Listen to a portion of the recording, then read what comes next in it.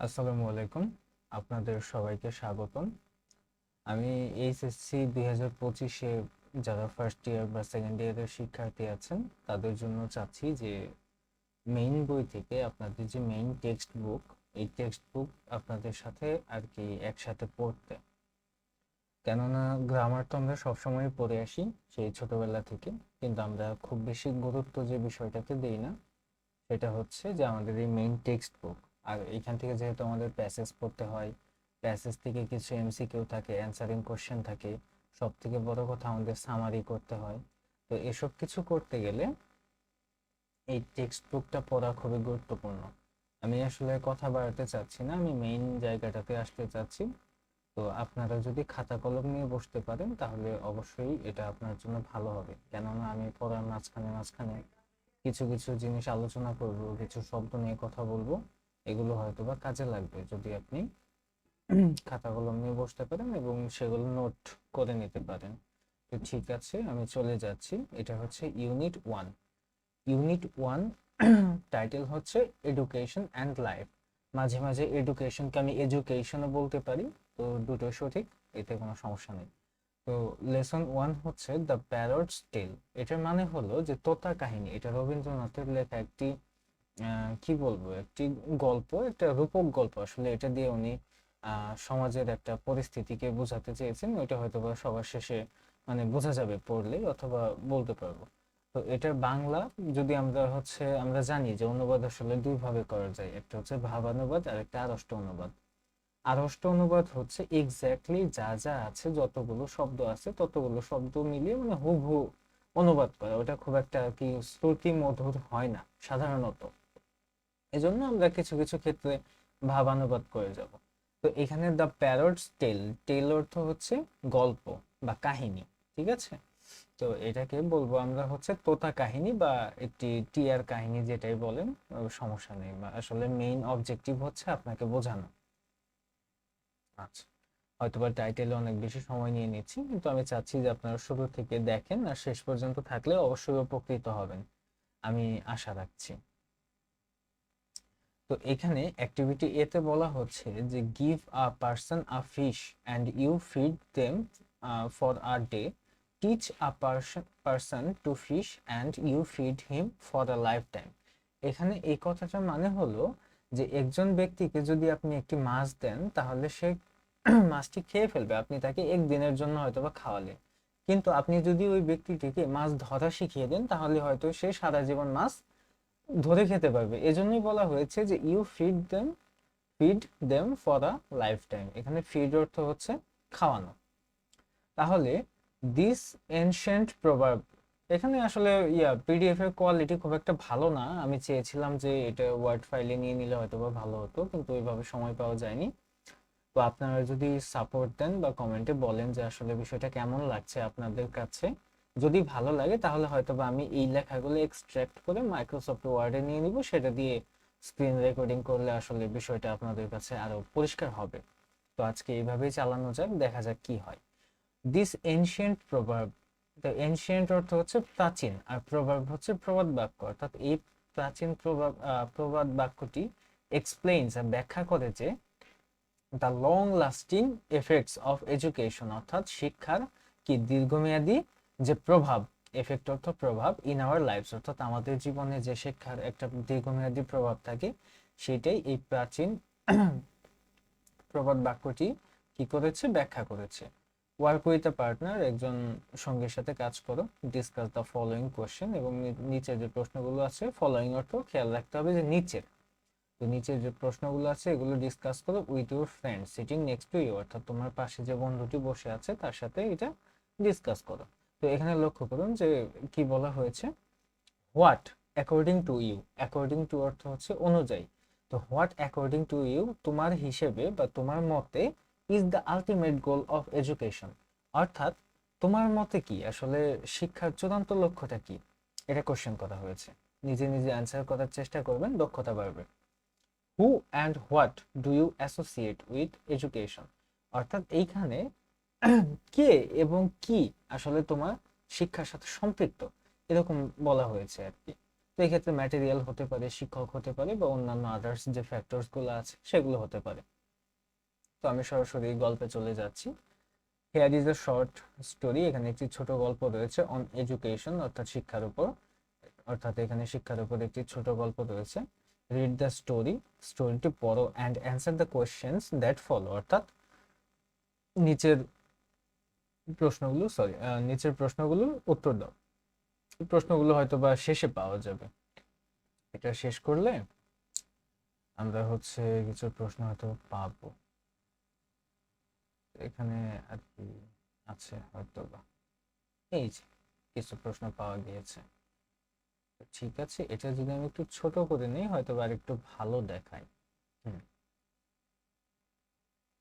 তো আমি চলে যাচ্ছি সোজা গল্পে। ওকে, তো এটাকে মোটামুটি 7টা অংশে বা খণ্ডে বিভক্ত করেছে। দ্য প্যারটস টেল, তোতা কাহিনী, রবীন্দ্রনাথ ঠাকুর। আর এটা ট্রান্সলেটেড বাই, অর্থাৎ ট্রান্সলেট করেছেন কায়সার হক। তো 1 নম্বরে বলা হয়েছে যে ওয়ান্স আপন আ টাইম, কোন এক সময়ে বা একদা, দেয়ার লিভড আ বার্ড, একটি পাখি বাস করত। ইট ওয়াজ আনলেটার্ড।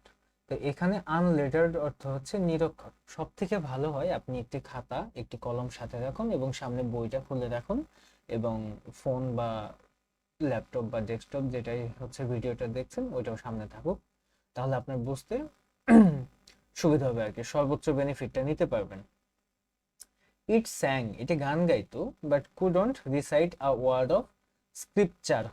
স্ক্রিপচার শব্দটির অর্থ হচ্ছে ধর্মগ্রন্থ। আমি আসলে এখানে আমার উদ্দেশ্য হলো যে এখানে একটু শব্দগুলোর অর্থ দিয়ে দেওয়া। SCRIP, স্ক্রিপচারের অর্থ হচ্ছে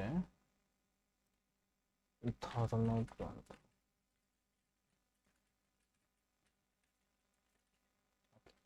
এভাবে দিয়ে দিলে হয়তো বা আপনাদের জন্য একটু সুবিধা হবে। তো আসলে আবার চলে আসি।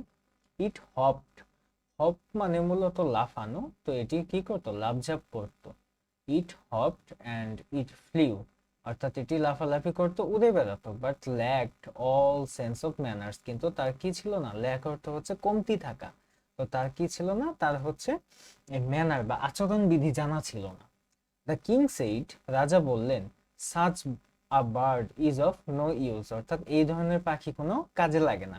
Yet it devours fruit from the forest, bringing down the profits of fruiterers in the royal market. এখানে খেয়াল করুন, এখানে ডিভাওয়ার মানে হচ্ছে লোভে খেয়ে ফেলা, মানে কোনো কিছু দেখে আপনার লোভ হচ্ছে আপনি দ্রুত খেয়ে ফেললেন, এটা হচ্ছে ডিভাওয়ারের অ্যাকচুয়াল মিনিং, বাট এখানে মিনিংটা একটু চেঞ্জ হবে, প্রেক্ষাপট অনুযায়ী চেঞ্জ হবে। এখানে ডিভাওয়ার মানে হচ্ছে নিঃশেষ করে ফেলা। তাহলে অর্থ কি আসলো, অর্থ আসলো যে এইটা কি করে, এই ফরেস্ট অর্থাৎ জঙ্গল বা বনের সব ফল খেয়ে ফেলে, ব্রিঙ্গিং ডাউন দ্য প্রফিট অর্থাৎ প্রফিট কমিয়ে ফেলে। কার প্রফিট কমিয়ে ফেলে, অফ ফ্রুটারার্স অর্থাৎ যারা ফল বিক্রেতা, ইন দ্য রয়্যাল মার্কেট অর্থাৎ রাজ্যের যে মার্কেট বা বাজারটা আছে সেটার প্রফিট এটা কি করে, কমিয়ে ফেলে। হি হি সামন্ড, হি বলতে এখানে রাজাকে বোঝানো হচ্ছে, অর্থাৎ রাজা ডেকে পাঠালেন, দ্য মিনিস্টার অ্যান্ড কমান্ডেড অর্থাৎ রাজা তার মন্ত্রীকে ডেকে পাঠালেন এবং আদেশ দিলেন, এডুকেট দ্য বার্ড অর্থাৎ পাখিটিকে শিক্ষিত করো। আশা করি এতটুকু বুঝতে পেরেছেন। যদি বুঝতে না পারেন আমি যথেষ্ট আন্তরিকতার সাথে শেখানোর চেষ্টা করছি। আপনি যদি কমেন্ট সেকশনে আপনার সমস্যাটি লেখেন আমি চেষ্টা করব উত্তর দেওয়ার। ধন্যবাদ। আমি 2 নম্বরে চলে যাচ্ছি। এখানে 2 number, the task, task assignment এগুলো আসলে সিমিলার ওয়ার্ড। টাস্ক মানে হচ্ছে আপনার উপর অর্পিত কাজ। তো the task of educating the bird fell on the king's nephew. Nephew মানে মূলত হচ্ছে ভাইপো বলে, মানে ভাইয়ের ছেলে, বাট এখানে উল্লেখ করে দিয়েছে হিজ সিস্টার্স সানস, অর্থাৎ তার বোনের ছেলেগুলোর উপর দায়িত্ব পড়েছে, অর্থাৎ ভাগ্নে বলবো আমরা। তাহলে পাখিকে দীক্ষিত করার বা শিক্ষিত করার যে কাজটা এটা কার উপর পড়লো, রাজার ভাগ্নেদের উপর, অর্থাৎ বোনের পাশের ছেলে মেয়ে। The learned men of the court deliberated long, অর্থাৎ এখানে যারা কোর্টের বিজ্ঞ ব্যক্তিগণ ছিলেন তারা সবাই দীর্ঘ সময় ধরে আলোচনা করলেন। They pondered the reasons behind the ignorance of the creature in question, অর্থাৎ এইখানে তারা আসলে এই পাখিটির অজ্ঞতার পিছনে যে কারণটা সেটা ওনারা বুঝে উঠতে চেষ্টা করেছিলেন। ইন কনক্লুশন, কনক্লুশন অর্থ জানি যে একটা উপসংহার, কিন্তু এটার মানে হলো যে তারা একটা সিদ্ধান্তে আসার চেষ্টা করলেন। The bird's nest made of straw and twigs could not hold much knowledge. কথাটা দেখুন একটু মজার। অর্থাৎ তারা একটি সিদ্ধান্তে আসলো যে পাখির বাসাটি খড়কুটো, স্ট্র, এই ধানের খড় বা ধান গাছের যে পাতাগুলা থাকে ওগুলো শুকিয়ে খড় যে হয়, এবং টুইগস, ছোট ছোট যে চিকন চিকন ডালগুলা। তো বলা হচ্ছে যে পাখিটির বাসা এরকম খড় এবং ছোট ছোট বাসা দিয়ে তৈরি, যেগুলো কি করতে পারে না, খুব বেশি জ্ঞান ধারণ করতে পারে না।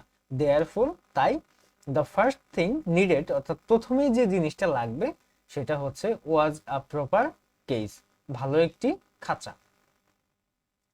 The royal scholars received handsome fees and happily went home. অর্থাৎ তারা যে বুদ্ধিটা দিলেন যে আসলে পাখির যে বাসাটা এখানে খুব বেশি জ্ঞান ধারণ করা যায় না, তো এক্ষেত্রে তারা কি করলেন, তারা একটি ভালো একটা বেতন পেলেন বা ভালো একটা মজুরি পেলেন এই বুদ্ধি দেওয়ার জন্য, মানে ওই রাজসভা থেকে পেলেন আর কি। এন্ড তারা খুশি হয়ে বাসায় চলে গেলেন। 3 নম্বরে গোল্ড স্মিথ। গোল্ড স্মিথ মানে হচ্ছে স্বর্ণকার, অর্থাৎ একজন স্বর্ণকার সেট টু ওয়ার্ক, শুরু করে দিলেন। সেট টু ওয়ার্ক লিখি, set to work মানে হচ্ছে কাজ শুরু করে দেওয়া। ওকে, চলে যাও। তাহলে একজন স্বর্ণকার কিসের কাজ শুরু করে দিলেন? অনেক গিল্ডেড কেজ, অর্থাৎ স্বর্ণের প্রলেপ দেওয়া হচ্ছে খাঁচা। এক্ষেত্রে পুরোটা স্বর্ণের খাঁচা হইতে পারে, কিন্তু গিল্ডেড কেজ মানে বলতে এরকমই বোঝায় যে এমন একটা খাঁচা যেটার উপর স্বর্ণের প্রলেপ দেওয়া আছে।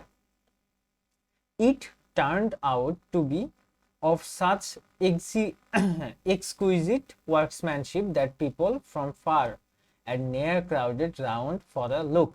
এটার মানে হলো যে এটি এমন একটি শিল্পকর্মের মতো হয়ে গেল যে মানুষ দূরে থেকে দল বেঁধে এটি মানে একবার দেখার জন্য চলে আসলো, for round for a look. Some said, কেউ কেউ বললেন, this is education per excellence. এখানে পার এক্সেলেন্স বলতে বোঝায় উৎকৃষ্টতর, অর্থাৎ এইটাই উৎকৃষ্টতর শিক্ষা বা এইটাই সেরা শিক্ষা। আদার্স সেইড, অন্যরা বললেন, even if it learns nothing, যদি এটা কিছু নাও শিখে, it has got the cage, অন্তত সে কি করলো, সে একটি খাঁচা পেল। হোয়াট আ লাকি বার্ড, কি সৌভাগ্যবান পাখি। The goldsmith was delighted to get a bag full of money as reward, অর্থাৎ স্বর্ণকার যিনি ছিলেন তিনি মানে হচ্ছে থলে ভর্তি, ব্যাগ ফুল অফ মানি, থলে ভর্তি টাকা পেলেন অ্যাজ রিওয়ার্ড, পুরস্কার হিসাবে। অ্যান্ড ওয়েন্ট হোম, এবং বাসায় গেলেন অ্যাট ওয়ান্স, অর্থাৎ একবারে সোজা বাসায় চলে গেলেন। আর teacher came to give lessons to the bird, অর্থাৎ একজন শিক্ষক আসলেন পাখিটিকে শিক্ষাদান করতে। He took a pinch of snuff and declared, "This isn't a matter of just a few texts." এখানে একটু লক্ষ্য রাখুন, এখানে ওই যে আগেকার দিন একটা কথা প্রচলিত ছিল প্রাচীন যুগে, ওই কিছু নস্যি মানে একটু হালকা নেশা ধরে এরকম কোন একটা জিনিস, সেটাকে নস্যি বলা হতো। এটা ওনারা একটু নাকে নিতেন, নাকে নিলে হয়তো মাথা ঝিমঝিম করে উঠতো। তারপর তারা, যারা জ্ঞানী গুণী ব্যক্তি, ওনারা হচ্ছে ভাবনা চিন্তা করতেন, ওই অনেকটা হুকা টানার মতো। তো শিক্ষক এসে নাকে একটু নস্যি নিয়ে নিলেন এবং এটা ডিক্লেয়ার করলেন, ঘোষণা করলেন যে এই যে পাখিটাকে যে শেখাতে হবে, this isn't a matter of just a few text, অর্থাৎ এখানে এটা সামান্য কিছু পড়া বা সামান্য কিছু লেখার কাজ না, অর্থাৎ পাখিটাকে শিক্ষিত করতে গেলে অনেকগুলা কি লাগবে, বই পুস্তক লাগবে। ওয়ান অফ দ্য রয়্যাল নেফিউজ, অর্থাৎ রাজার, দেখুন এইখানে খেয়াল করুন, ওয়ান অফ দ্য, তার মানে রাজার যতগুলা ভাগ্নে ছিল তার মধ্যে একজন, সেন্ট ফর স্ক্রাইবস। স্ক্রাইবস হচ্ছে লিপিকার, অর্থাৎ ওই যে যারা হচ্ছে পাণ্ডুলিপি তৈরি করে, অর্থাৎ আপনার হাতে লেখা বইপত্র ওগুলা যারা তৈরি করে, লিপিবদ্ধ করে, তাদেরকে বলা হয় লিপিকার। তো এখানে এই একজন ভাগ্নে লিপিকারের জন্য চলে গেল।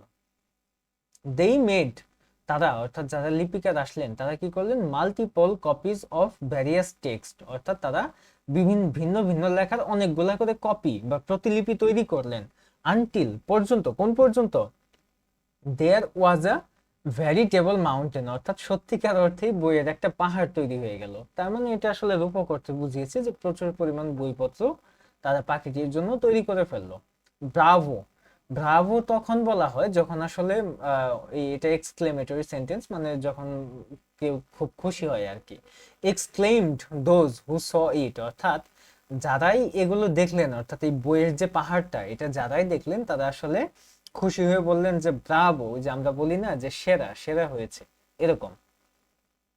দেয়ার is no room for any more knowledge, অর্থাৎ এখানে জ্ঞানের আর কোনো জায়গা নেই। তার মানে এখানে জ্ঞানের জন্য এত পরিমাণ আসলে বই তৈরি করা হয়েছে যে এর থেকে বেশি জ্ঞান আর নেওয়া সম্ভব না। The scribes loaded their wages onto bullocks and merrily headed home. তো এইখানে যারা হচ্ছে পাণ্ডুলিপিকার ছিলেন তারা তাদের কি ওয়েজেস অর্থাৎ বেতন, ওয়েজ অর্থ খেয়াল রাখবেন বেতন। আচ্ছা আমি একটু লিখিয়ে দিই, শুধু ওয়েজ দিলাম, এটা বেজ ওয়ার্ড, এটা হচ্ছে বেতন, ঠিক আছে। তো এইখানে তারা তাদের যে বেতনগুলা পেলেন, অবশ্যই রাজসভা থেকে বা রাজা তাদের আসলে অনেক অর্থ দিচ্ছিলেন। এগুলো কি করা হলো, এগুলো হচ্ছে বালক মানে ষাঁড়ের গাড়ি, তো ষাঁড়ের গাড়িতে বোঝাই করলেন এবং তারা কি করলেন একদম খুবই হাসি খুশি ভাবে বাসায় চলে গেলেন। They would never again want for anything, অর্থাৎ তাদের আর কোনোদিনও কিছুর প্রয়োজন হবে না, অর্থাৎ তারা এত পরিমাণ পারিশ্রমিক পেয়েছেন। The nephews were constantly busy looking after the expensive case. এখানে জানি যে আমরা এক্সপেন্সিভ অর্থ হচ্ছে দামি, আর লুক আফটার হচ্ছে দেখাশোনা করে। এখানে আসলে লুকিং আফটার হচ্ছে সেন্টেন্স স্ট্রাকচার দেখার জন্য আর কি দেওয়া হয়েছে।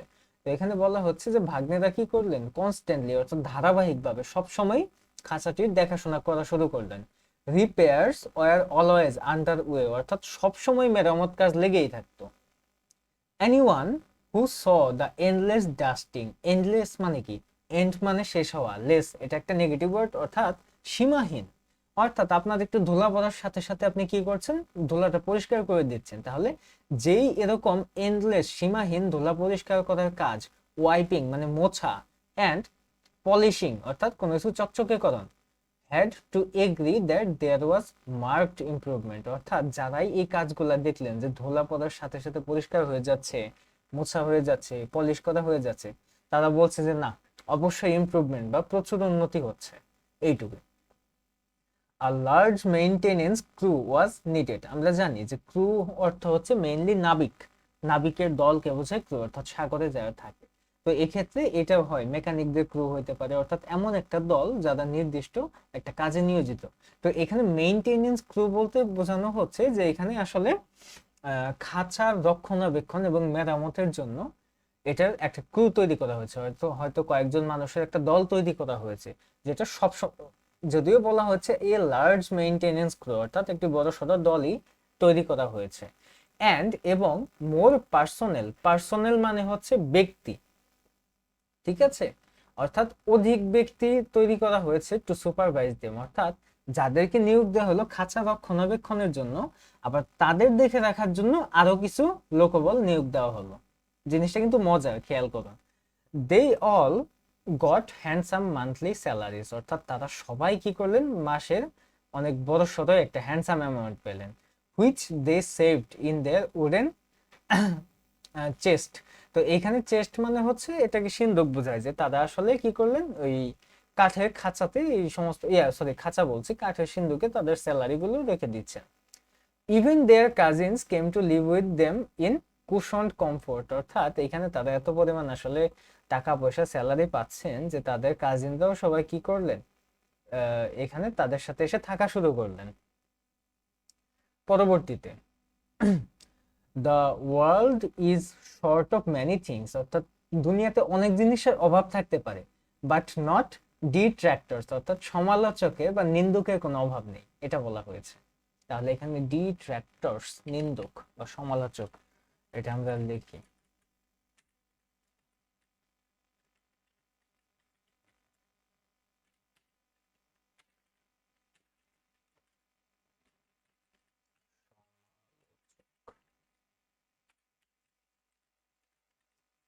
খাতাগুলো এই জন্যই রাখতে বলেছিলাম যাতে এগুলো আপনারা নোট করে নিতে পারেন, নিলে আপনাদের ভালো হবে আর কি, পড়তে গেলে একটু সুবিধা করতে পারবেন। আদৌ রেকর্ডিং হচ্ছে? হ্যাঁ, হচ্ছে। সরি। তো এখানে বলা হলো যে দুনিয়াতে আসলে কোনো কিছুর অনেক কিছুর অভাব থাকতে পারে কিন্তু নিন্দুকের কোনো অভাব নেই। দে সেইড, তারা বলল, the cage looks better no doubt, অর্থাৎ কোনো সন্দেহ নেই যে খাঁচাটি দেখতে অনেক সুন্দর। But has anyone taken notice of the bird, অর্থাৎ এমন কেউ কি আছে যে পাখিটির দিকে লক্ষ্য রেখেছে? This was reported to the king, এই কথাটি আবার রাজার কাছে গিয়ে রিপোর্ট করা হলো বা তুলে ধরা হলো। He said to a nephew, অর্থাৎ রাজা তার একজন ভাগ্নেকে বললেন, what is this I hear, অর্থাৎ এটা কি শুনি আমি? ভাগ্নে, রিপ্লাইড দ্য নেফিউ, তো নেফিউ কি রিপ্লাই করলো? ইউর ম্যাজেস্টি, মহারাজ, replied the nephew, if you wish to hear the truth, যদি আপনি সত্যটা শুনতে চান, সামন, ডেকে পাঠান, দ্য গোল্ড স্মিথ, স্বর্ণকারকে ডেকে পাঠান, স্কলার্স, যারা পণ্ডিত তাদের ডেকে পাঠান, দ্য স্ক্রাইবস, যারা পাণ্ডুলিপিকার তাদের ডেকে পাঠান, দ্য মেইনটেনেন্স ক্রু, অর্থাৎ যারা রক্ষণাবেক্ষণের যে দল তাদের ডেকে পাঠান, অ্যান্ড দেয়ার সুপারভাইজার, অর্থাৎ তাদেরও সুপারভাইজ করার জন্য যাদের নিয়োজিত করা হয়েছিল তাদেরও ডেকে পাঠান। দোজ, তারা, who haven't got a share of the royal bounty, এখানে রয়্যাল বাউন্টি মানে রাজকীয় দান, রয়্যাল, আর আরেকটা হলো বাউন্টি। বাউন্টি হলো রাজকীয় দান, আর রয়্যাল হলো রাজকীয়। তাহলে এটা হয়তোবা রাজকীয় শব্দটা দুইবার চলে যাচ্ছে, তো ঠিক আছে, সমস্যা নেই, এটা কেটে দিলাম। তো দান বা করুণা বা সহায়তা, মানে আর্থিক সহায়তা যেটা, সেটা হবে। ওকে, অর্থাৎ এইখানে ভাগ্নে জিনিসটা একটু ডিফেন্ড করলো নিজেকে, যে আপনি আসলে এদের ডেকে পাঠান যারা আমাদের সরকারি মানে আমাদের রাজকীয় দানের ভাগ যারা পায়নি, আর রিসোর্টিং টু স্ল্যান্ডার, অর্থাৎ তারা কি করছে, সমালোচনা করে, মানে তারা নিন্দায় লিপ্ত হয়েছে, ঠিক আছে? তো স্ল্যান্ডার মানে ওই নিন্দা, আর রিসোর্টিং টু মানে তারা কি করছে, তারা নিন্দা করছে যে আসলে সবাইকেই তো অনেক কারি কারি টাকা দেওয়া হয়েছে, যারা টাকা পায়নি তারা ঈর্ষার বশবর্তী হয়ে তারা নিন্দা করছে। Everything became clear to the king, অর্থাৎ রাজার কাছে সবকিছুই পরিষ্কার হয়ে গেল। অ্যান্ড হি রিওয়ার্ডেড, তিনি কি করলেন, তিনি পুরস্কৃত করলেন হিজ নেফিউ, অর্থাৎ তার ভাগ্নেদের, উইথ আ গোল্ড চেইন, অর্থাৎ ওই ভাগ্নেটাকে আর কি, তিনি তার ওই ভাগ্নেটাকে একটি স্বর্ণের চেইন দিয়ে পুরস্কৃত করলেন। The king wished to see for himself at what an awesome pace the birds schooling was going on, এই যে এই জায়গাটাতে আছে এই অংশটা।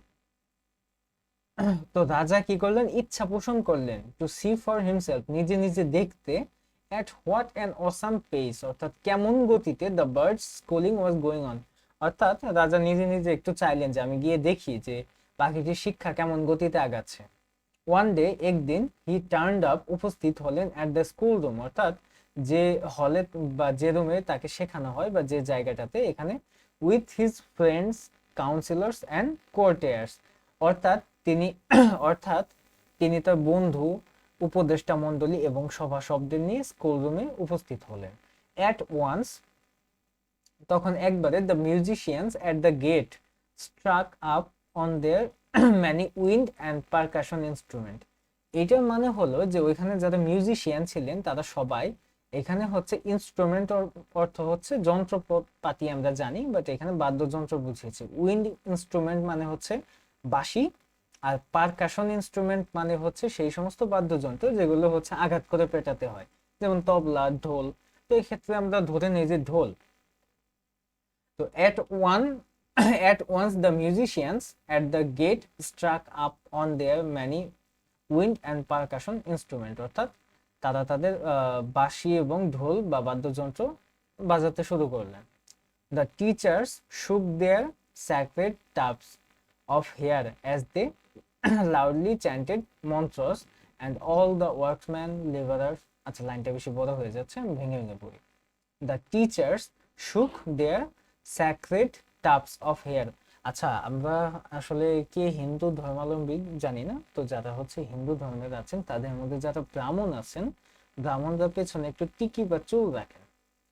এটা তারা হয়তো বা পবিত্র হিসাবে ধরেন বা ধরেন না, তো সে যাই হোক, তো ওইটাকে বোঝানো হয়েছে যে এখানে যারা শিক্ষক ছিলেন বা পণ্ডিত ছিলেন তারা তাদের চুলের টিকিটি হচ্ছে নাড়াচ্ছিলেন এবং তারা খুব জোরে জোরে মন্ত্র পড়ছিলেন। অ্যান্ড অল দ্য ওয়ার্কম্যান অর্থাৎ যারা ওখানে কর্মচারী ছিল, লেবারার্স অর্থাৎ কর্মীরা ছিল বা হচ্ছে দিনমজুররা ছিল, গোল্ড স্মিথ স্বর্ণকাররা, স্ক্রাইবস পাণ্ডুলিপিকাররা, এবং দেয়ার নিউমারাস, নিউমারাস মানে কি অগণিত, নিউমারাস মানে বহু সংখ্যক, cousins raised slogan in praise of the king, অর্থাৎ রাজার, ওনারা সবাই রাজার প্রশংসায় স্লোগান দিলেন। আর নেফিউ কমান্ডেড, কতক্ষণ হলো ভিডিওটা বোঝা যাচ্ছে কি? আচ্ছা, আর নেফিউ কমেন্টেড অর্থাৎ একজন ভাগ্নে মন্তব্য করলো, ইউর ম্যাজেস্টি জাহাপনা, can you see how things are going on, অর্থাৎ আপনি দেখতে পাচ্ছেন যে আসলে বিষয়গুলো কিভাবে হচ্ছে। অ্যাস্টোনিশিং, চমৎকার, রিপ্লাইড দ্য কিং, রাজা উত্তর দিলেন।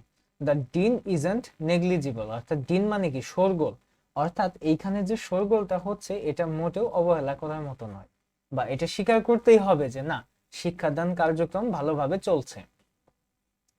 Not only the noise said the nephew, অর্থাৎ শুধুমাত্র শিক্ষা নয়, মানে শুধুমাত্র আওয়াজ নয়, এটা বললো the meaning behind it is negligible either, অর্থাৎ এটার পিছনে যে অর্থ রয়েছে বা এটার পিছনে যে এফোর্টটা রয়েছে সেটাকেও কি করে অস্বীকার করা যাবে না। দ্য কিং ওয়াজ প্লিজড, অর্থাৎ রাজা খুবই সন্তুষ্ট হলেন, and walked out of the gate to mount his elephant, অর্থাৎ রাজা আসলে খুবই সন্তুষ্ট হলেন এবং তিনি প্রবেশদ্বার থেকে বের হয়ে গেলেন, দ্য গেট প্রবেশদ্বার থেকে বের হয়ে গেলেন এবং উনি ওনার হাতের পিঠে উঠবেন। When one of the fault finders মানে কি যারা হচ্ছে ফল্ট ধরে বা নিন্দা করে, তো এদের মধ্যে রাজা যখন হাতের পিঠে উঠবেন তখন একজন নিন্দুক, who had been lurking behind the bushes, তো বুশ মানে হচ্ছে জঙ্গল, তো একজন নিন্দুক যে কিনা জঙ্গলের পিছনে লুকিয়ে ছিল, শাউটেড চিল্লিয়ে উঠলো, have you seen the bird your majesty, অর্থাৎ জাহাপনা আপনি তো আসলে এত কিছু দেখলেন, আপনি কি পাখিটি দেখেছেন? দ্য কিং ওয়াজ স্টার্টলড মানে হচ্ছে হতভম্ব হয়ে যাওয়া বা বুঝতে না পারা যে কি করবেন, তো আসলে তখন রাজা he said there I I had forgotten about it, অর্থাৎ হ্যাঁ তাই তো, আমি তো আসলে ভুলেই গিয়েছিলাম যে আমি আসলে পাখি দেখতে এসেছিলাম, যে তার শিক্ষা কত দূর গিয়েছে, কিন্তু আসলে রাজা শোরগোল শুনে ফিরে যাচ্ছিলেন। We haven't scene the bird, আমরা পাখিটিকে দেখিনি। হি বলতে কাকে বোঝাচ্ছে? রাজাকে বোঝাচ্ছে, অর্থাৎ হি ওয়েন্ট ব্যাক, রাজা আবার পেছনে ফিরে গেলেন, and said to the teacher, এবং শিক্ষককে বললেন, we must see the manner in which you conduct the lesson, অর্থাৎ আমাদের দেখতে হবে আপনি কিভাবে পাখিটিকে শিক্ষাদান করছেন। আর ডেমনস্ট্রেশন ফলোড, অর্থাৎ একটি ডেমনস্ট্রেশন মানে কি একটি প্রদর্শনী দেখানো হলো।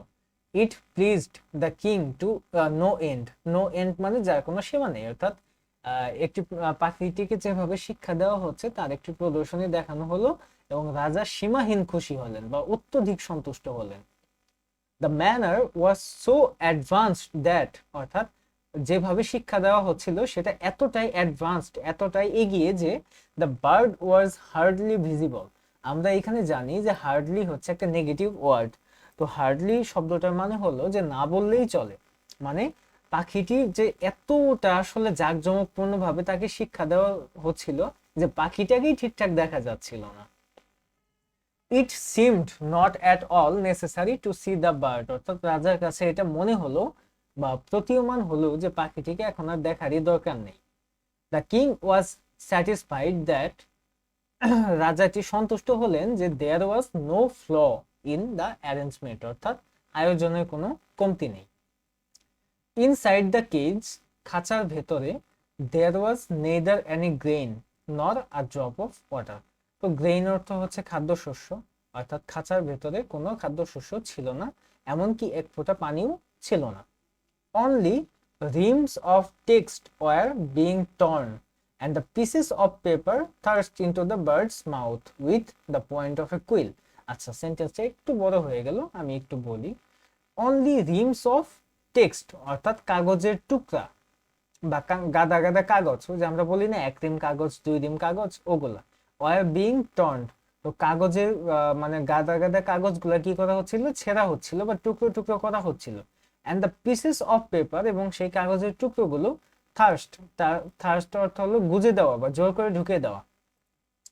তো thrust into the bird's mouth, অর্থাৎ সেগুলো পাখির মুখের ভিতর গুজে দেওয়া হচ্ছিল with the point of a quill, অর্থাৎ একটি কি কুইল হচ্ছে পাখির পালক দিয়ে, ওই আগের যুগে যে পাখির পালক দিয়ে কলমগুলো বানানো হতো সেটাই বলা হচ্ছে, যে কলমের মুখে করে সেগুলো পাখির কলমের মাথা দিয়ে পাখির মুখে গুজে দেওয়া হচ্ছিল। এটার ফলে কি হয়েছে দেখুন, not only had the singing stopped, এটার কারণে এমন না যে শুধু খালি গান বলা বন্ধ হয়ে গেছে, দেয়ার ওয়াজন্ট ইভেন স্কোপ ফর স্ক্রিচিং, অর্থাৎ সেখানে চিল্লানোরও কোনো সুযোগ ছিল না। ইট ওয়াজ থ্রিলিং টু ওয়াচ, তো অর্থাৎ এটি দেখতে খুবই চমকপ্রদ ছিল বা চমৎকার ছিল।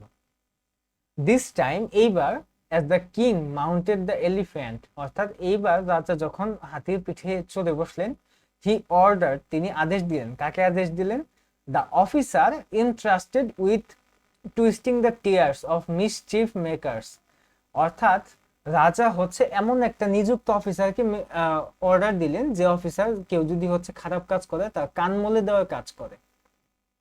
তো যে অফিসার অন্যদেরকে কান মলে দেওয়ার কাজ করে তাকে বলে গেলেন যে ওই যে ফল্ট ফাইন্ডার, অর্থাৎ যে ঝোপের আড়াল থেকে বললো তার বিরুদ্ধে একটু ব্যবস্থা নিও, এটা বলে উনি হাতির পিঠে চড়ে চলে গেলেন। তো প্রিডিক্টিভলি, প্রিডিকশন মানে হচ্ছে অনুমান করা, অর্থাৎ অনুমানযোগ্য ভাবে, মানে এটা অনুমান করাই যেত যে the bird weekend with every passing day, অর্থাৎ দিনের পর দিন যাচ্ছে এবং পাখিটি দিন দিন দুর্বল হয়ে যাচ্ছে। অ্যান্ড লে হাফ ডেড, অর্থাৎ প্রায় অর্ধমিত বা আধামতা হয়ে যাচ্ছে।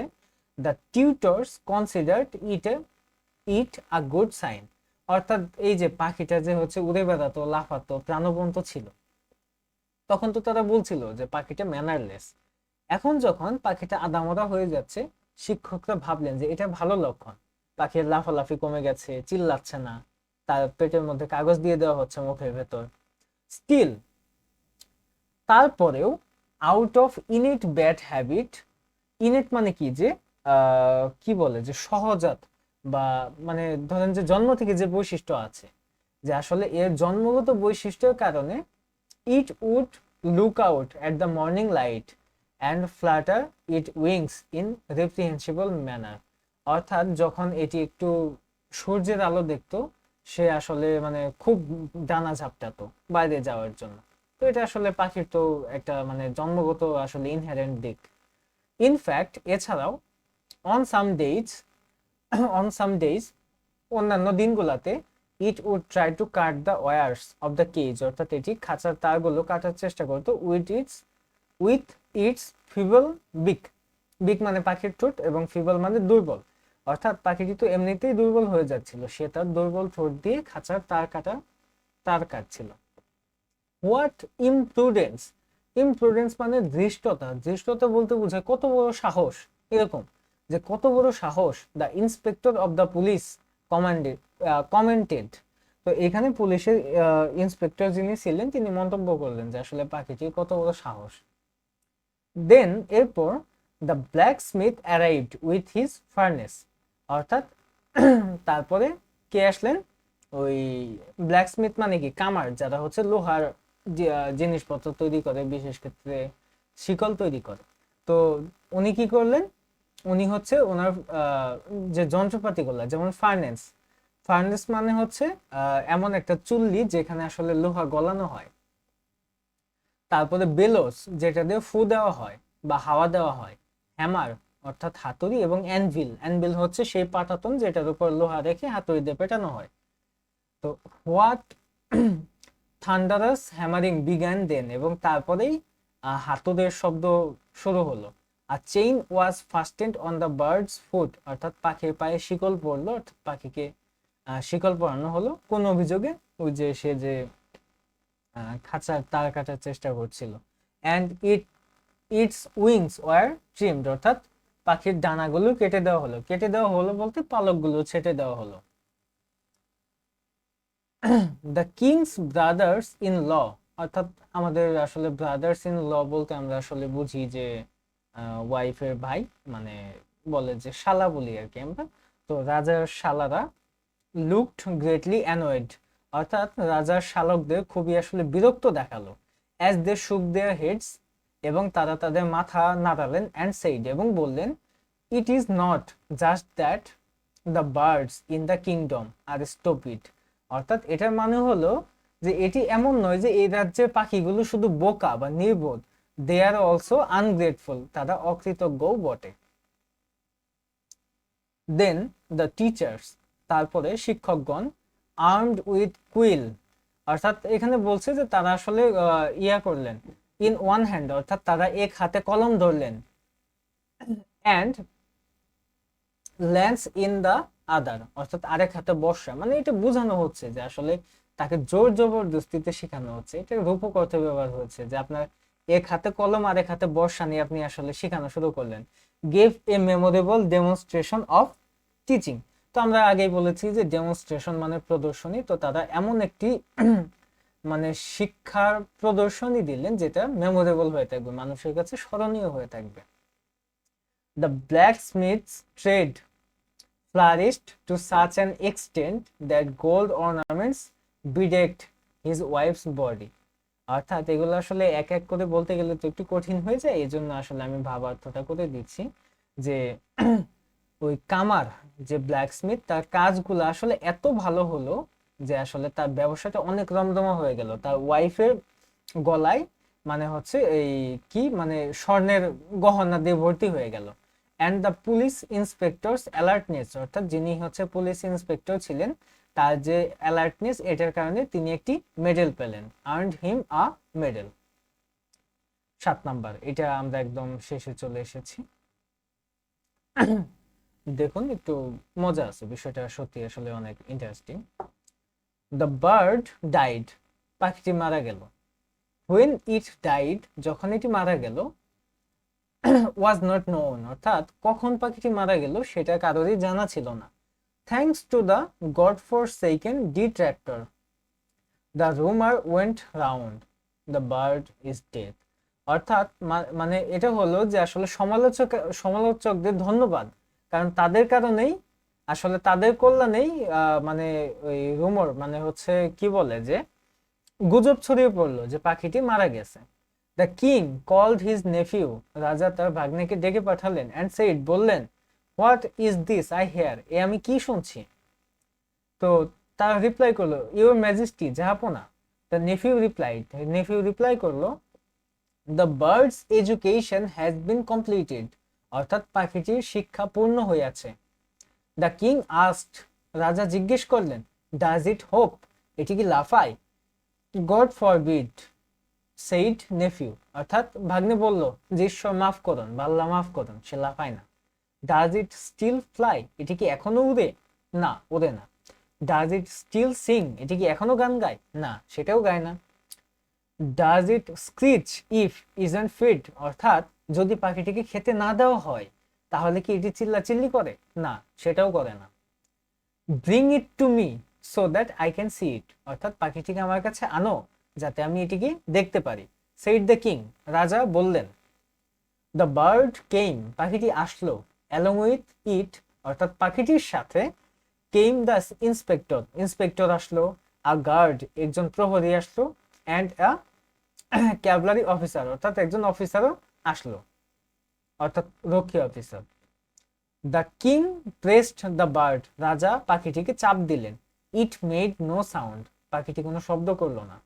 নট ইভেন আ স্কুয়াক, অর্থাৎ এটি কোনো সাধারণ শব্দও করলো না। অনলি ইটস স্টমাক, অর্থাৎ এটার পাকস্থলী, late out the রাস্টলিং noise of dry pieces of paper, অর্থাৎ পাখিটির খাঁচা থেকে কাগজের খসখস শব্দ আসতে শুরু করলো।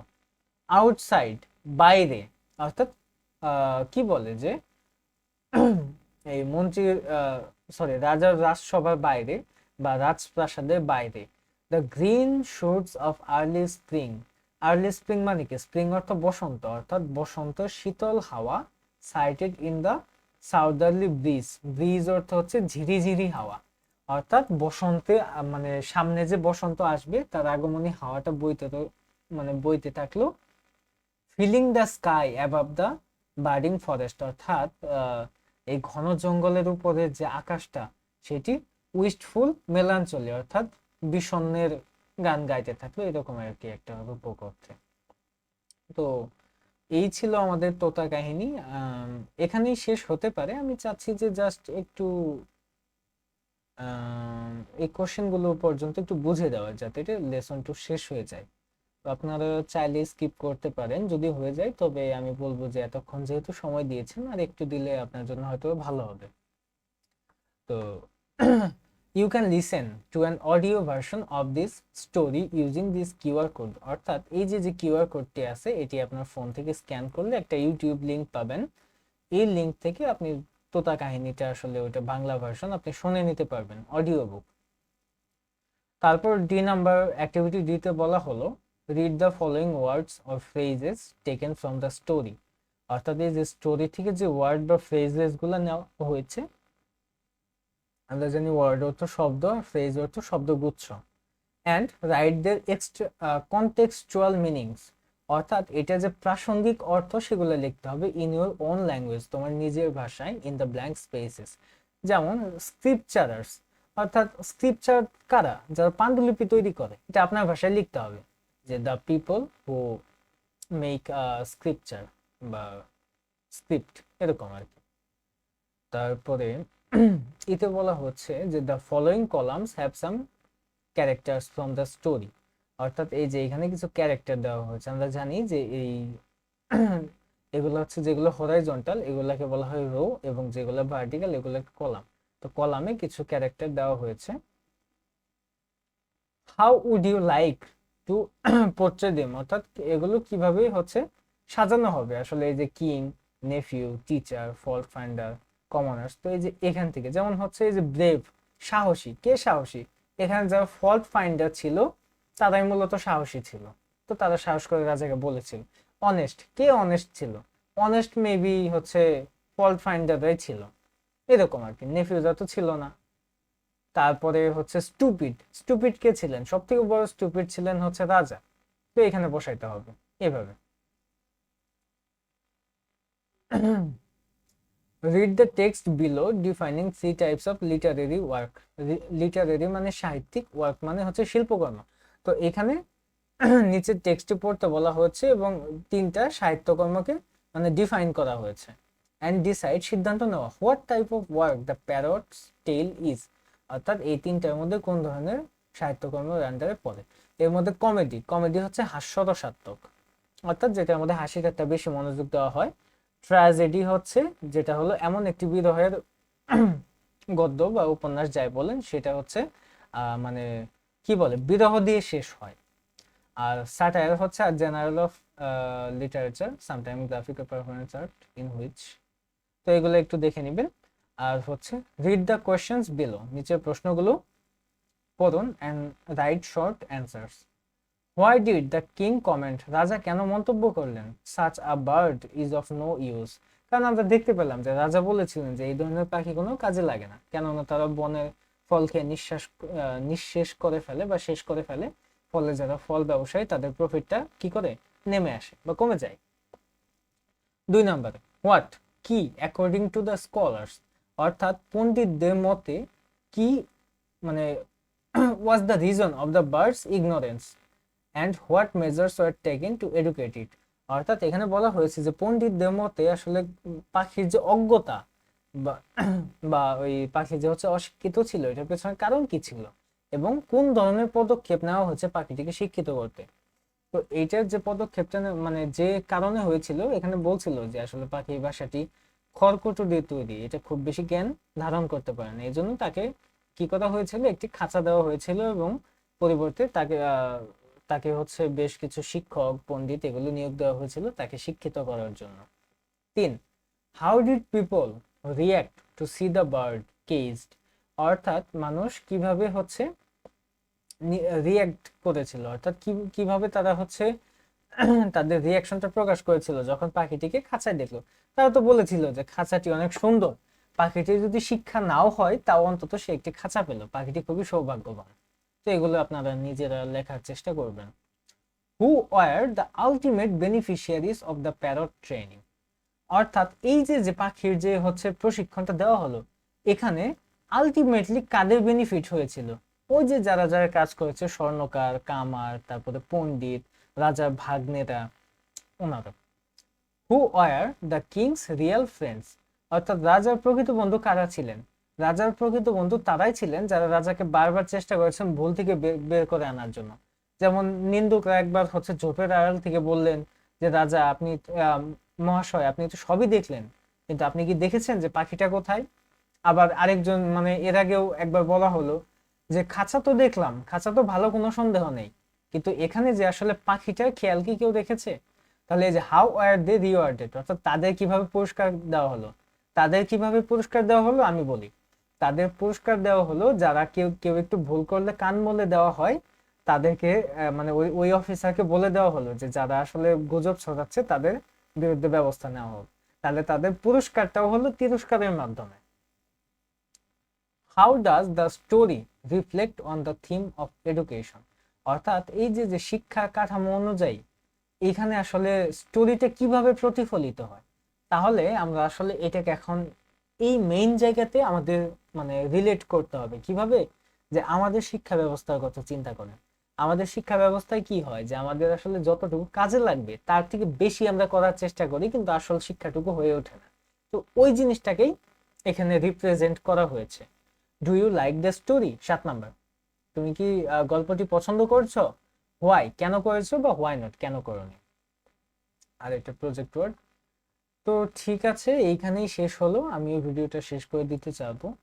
তো ভিডিওর শুরুতে তেমন কিছু আমি বলিনি, এখন যে খুব বেশি কিছু সেটা বলবো না, বাট এখানে এই যে পিডিএফ এর কোয়ালিটি, আসলে পিডিএফ আমি এর থেকে ভালো পাইনি অনলাইনে, তো কোয়ালিটি খুব একটা ভালো না। এটা স্ক্যান করে আমরা হচ্ছে ক্যাম স্ক্যানার বা অন্য কোনো কিছু দিয়ে স্ক্যান করে হয়তো বা ভালো একটা কপি নিয়ে কাজ করতে পারি,